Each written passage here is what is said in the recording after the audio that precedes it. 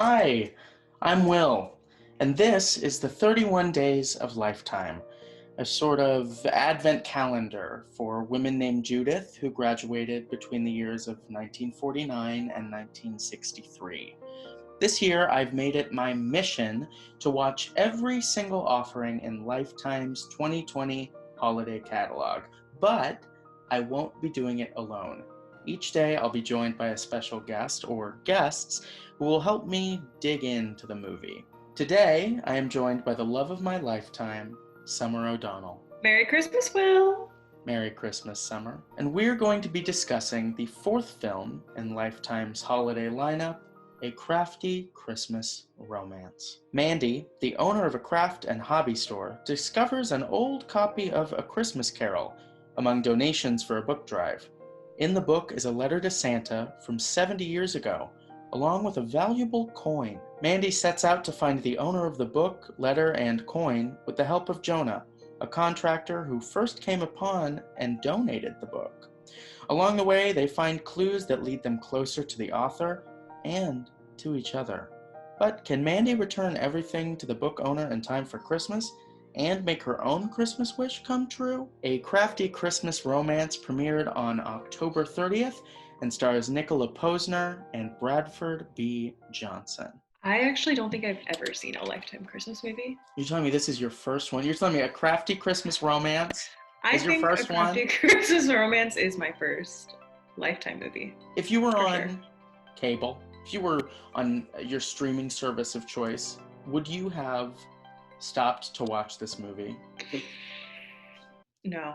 So, not the best title. What did you think of our two leads? What didn't I think? Well, I knew I was gonna hate whatever her name is, the lead girl. 10 seconds in, she says, she's like watching these girls do a craft at the store, and she goes, "Ooh, I love that." I said, "A hard tea? No, I can't." What do you think of Bradford B. Johnson as Jonah? He's old. Yes, that is something I know. I feel like the age gap was really off in this movie. I did come prepared with a fun fact. I started the movie and I kept thinking, you know who this guy looks like? Coach Bolton from High School Musical. Oh. And you know who he is? His brother? His brother in real life. I also thought he looked a little bit like the troll guy in Halloween Town 2 Cowboy's Revenge. And No, what's your fun fact? Oh, is that Nicola Posner is British. She's a British actress. So then I was like, okay, I hated that hard T. Maybe that's where some of that diction is coming from. Mm-hmm. Mandy was not an incredibly likable character. Okay, was it that Mandy wasn't a likable character, which is true, but there was just something about her, the actress. I was like, she looks like a mean girl in real life. And always had a stank face on. Okay, what is this store? Okay, so let's get into that. The store. I thought it was going to be a craft store, like a local Michael's, Hobby Lobby type of craft and hobby store, not just a store where you do Christmas crafts. What do you do the rest of the year? I mean, first of all, this movie named after crafts had nothing to do with crafts. But I will say, more tea that I learned when I was stalking Brother Bolton's Instagram, found that when he filmed this movie, the working title was The Christmas Coin. Which it should have been! Yeah, I wrote down that it should be called The Christmas Coin, or my favorite, Crusty Lips and Christmas Coins, because Brother Bolton had crusty lips, and they were the same cut, like they blended into his face. He looked a little dead. Lips. So the craft store, Mandy is hardly ever at the craft store. She owns it and it works there, but never works there. Her best friend, Gabby, basically runs the whole operation. Yeah. First of all, I hope that Gabby is paid well enough for all of the extra work that she does. And I also think that Gabby should be paid for having to spend time with Mandy after work as well. Because it seems like even maybe harder labor. There was a scene where Mandy put her hand on Gabby's shoulder and Gabby physically pulled away. The way Gabby acts when Mandy touches her is the same way that Mandy acts when Josh touches her. Who's Josh? Josh! Who the fuck is Josh? Jonah! Do you mean Jonah? Let's go beat by beat. Let's talk about the movie. No exposition in these movies. It just gets right into it. It just hits you. She's young, single, hardworking, loves Christmas. I also need to express that there are 2 scenes in this movie where the exact same information about the coin is given. Is he a barista? I wanted to know his backstory. He was interesting. He was one of the first interesting characters we were introduced to. I think a lot of the side characters, like the characters who had 3 lines each, were very interesting. The man who owned the vintage bookshop, who also collected coins. The librarian at the high school was my favorite character in the movie. Which year? To be safe, how about 1949 to 1963? It's for a really good cause. To you. So, Judith. I feel like the movie led us to believe that there was some connection between Judith and Joshua. Jonah. Jonah! Let's talk about the meet cute, shall we? Yeah. Honestly, a really bad one. He threw a dirty rag at her. It didn't just fall out of his hands like it was supposed to. He threw it at her, and her reaction, priceless. The next big plot point is we find out that Jonah is behind on some bills and is kind of scrounging for cash. He lives in a nice place. Not that people who have nice things aren't strapped for cash sometimes. But here's the thing. When you do have nice things, you can avoid that problem easier because you can sell those things. He had a grand piano. He was the only one living in this house. I know. Sell it. Sell that grand piano.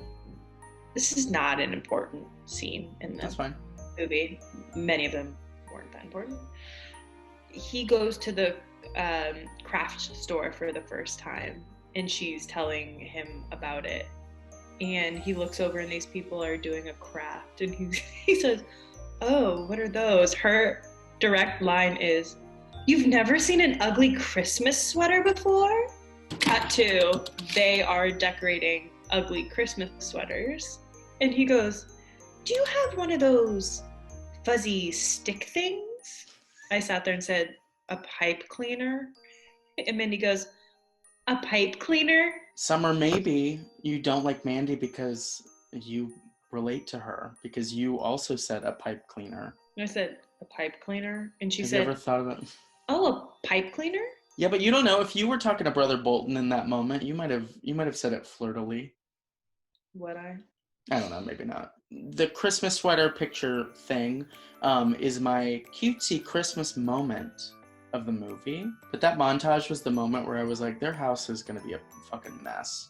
Like, there's always going to be 3 different projects going on. It's like there's going to be like glue everywhere, open paint buckets. Fuzzy It's going to stick smell things. like fucking plaster and fresh paint like every day. You're going to get fumes. They're like, come play Balderdash. And you pass out from fumes.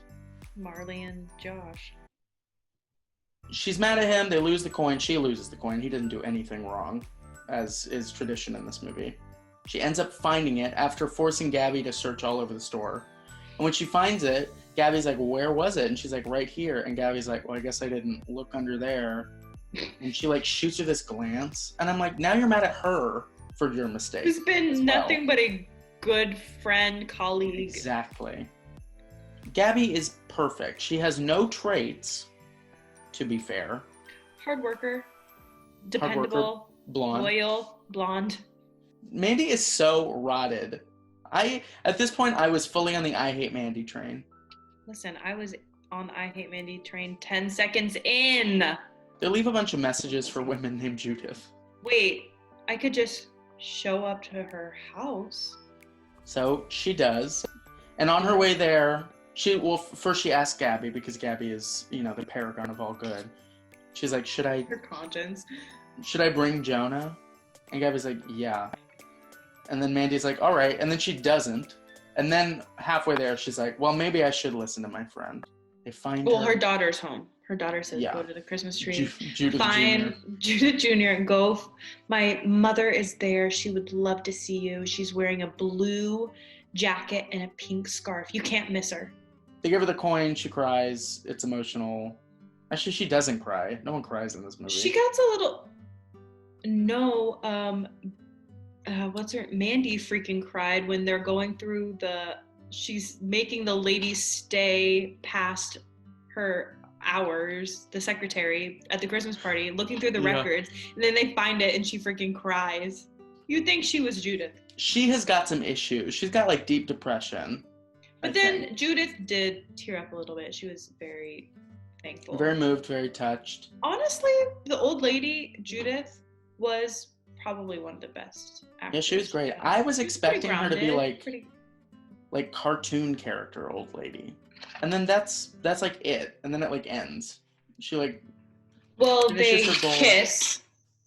They do kiss. The worst kiss ever. He holds his face like this. Mm-hmm. These movies all have awful kisses. This one was the worst. You couldn't even see their lips. There's a line at the end of the movie that Mandy says that I think sums up kind of what would have prevented most of the issues in this film. Sorry. Should have meddled. Now, if she had said that to herself a month earlier, none of this would have happened. Do you think she would have been better off? You meddling kids. Meddling Mandy. That's her nickname. Meddling Mandy and Crusty Lip Jonah. Before we wrap up, Bradford B. Johnson as Jonah. On a scale of 1 to 10, how dateable is he? I think a 7. Oh. 7.5. I thought for Mandy, he was a little old. But he was a nice guy. He went out of his way to help her. He clearly cared about her. He was a more interesting character than Mandy was. He seemed like a good guy. I don't know if I would necessarily date him, but I think he's a nice guy. He wasn't off-putting. And he has a great piano. And he's related to Mr. Bolton, Coach Bolton. Right. So, who was the MVP in this movie? Gabby. Gabby pretty much made everything happen because Mandy didn't do it herself. She kept things afloat and made decisions. Summer, where can people find you? You can find me in New York City, baby. Wow. Oh, that's it? No, you can find me on Instagram at Sommer O'Donnell. Summer, thank you so much for being here. And thank you for watching. I'll be back tomorrow to discuss A Candy Cane Christmas with Amanda Walker and Paige Madison. And every day this month to talk about a different Christmas flick.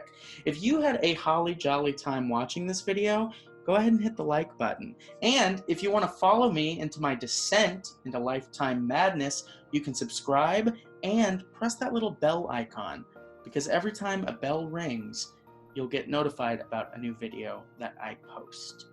I'll see you next time. Merry Christmas. I'm not calling a stranger. Come on, just try it. If he hasn't answered, there's probably a good reason. But it's important. To you.